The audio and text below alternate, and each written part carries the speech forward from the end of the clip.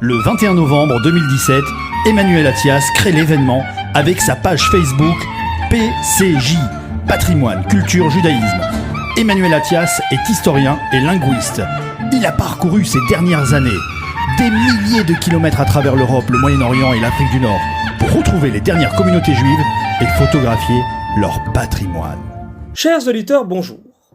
Une étude récemment parue en petit livret à destination des membres du Bnei Brit France met en lumière le parti pris de certains éditeurs de manuels d'histoire des classes de terminale concernant la situation diplomatique au Proche-Orient. Une représentation biaisée du conflit israélo-arabe, nous dit la brochure, est aujourd'hui à même d'influencer la pensée, voire de susciter des violences antisémites en véhiculant l'idée d'un juif agresseur et inique contre un Palestinien démuni et passif. La nécessité de relire de façon critique les différents ouvrages à destination pédagogique s'est donc imposée pour le Bnei Brit, soucieux, je cite, de savoir ce qu'on enseigne à nos enfants et désireux de vérifier comment le conflit est expliqué dans ces manuels, a indiqué la responsable de la commission. Une commission qui s'est d'abord centrée sur l'énoncé des faits, à travers les dates et les récits proposés à l'étude. Il est rapidement ressorti une disparité notable entre les éditeurs du point de vue de la contextualisation des événements, anciens comme récents. Si les éditions Nathan et Attier ont réalisé d'importants efforts pour nourrir l'aspect factuel, d'autres, tels que Magnard et Belin, se sont en revanche signalés par une approche idéologique des faits.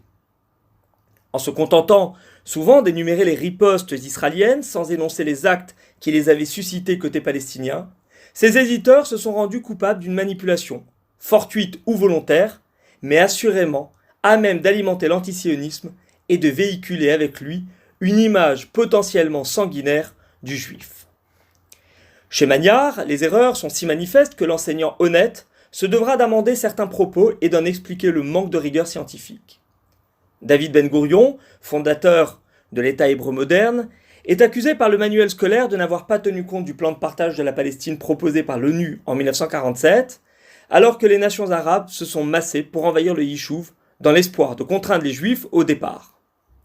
Le lexique utilisé par l'éditeur pour décrire ce premier conflit israélo-arabe laisse par ailleurs entendre que l'affrontement n'aurait concerné que les civils, omettant d'indiquer que les Palestiniens furent bientôt rejoints par 5 nations islamiques voisines.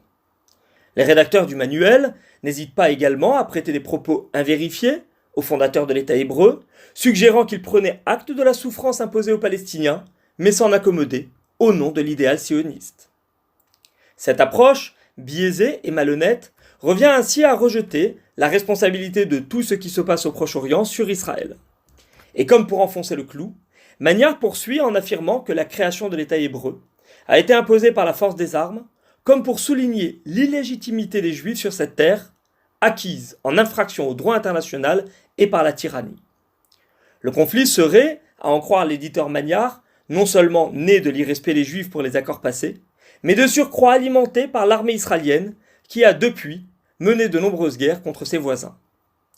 Faire de l'État hébreu l'unique responsable des événements tragiques survenus après 1948 revient ainsi à omettre les nombreux pogroms commis contre la minorité juive dans la première moitié du XXe siècle, comme le massacre d'Hébron en 1929, lequel a savamment été retiré de toutes les chronologies, et à nier la collusion du chef spirituel des Palestiniens, le Moufti Mohamed Amin al-Husseini, avec les nazis au cours de la Shoah, pour encourager Hitler à déporter les Juifs du Yishuv avec l'aide des Arabes présents sur place. Pire, certains documents présentés par Magnard et Attier sont à même de susciter des clichés dans l'esprit des élèves, et même de véhiculer un sentiment fortement antisioniste, pour ne pas dire carrément antisémite. La représentation, souvent univoque des combats, laisse croire à une réponse disproportionnée et donc particulièrement injuste de la part d'Israël.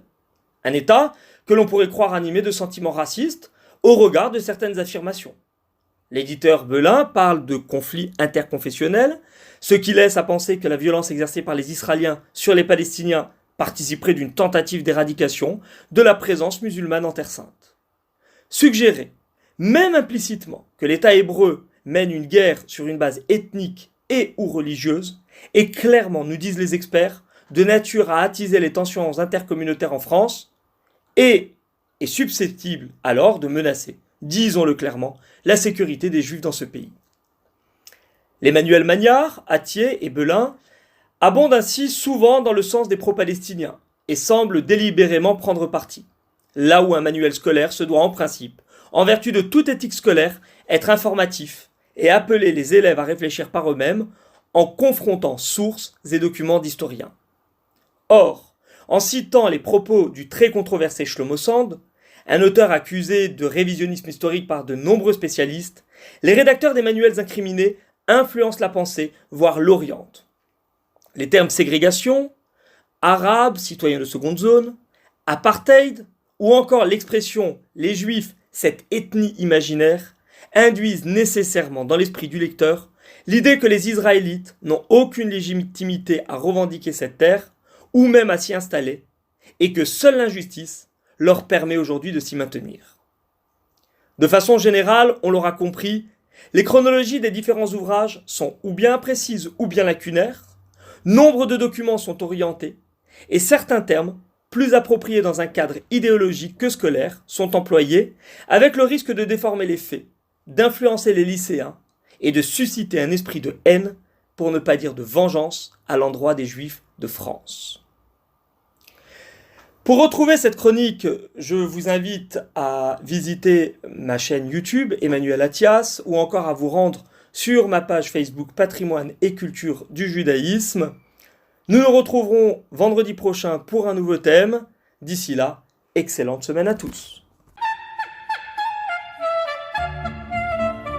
Le 21 novembre 2017, Emmanuel Attias crée l'événement avec sa page Facebook PCJ, Patrimoine, Culture, Judaïsme.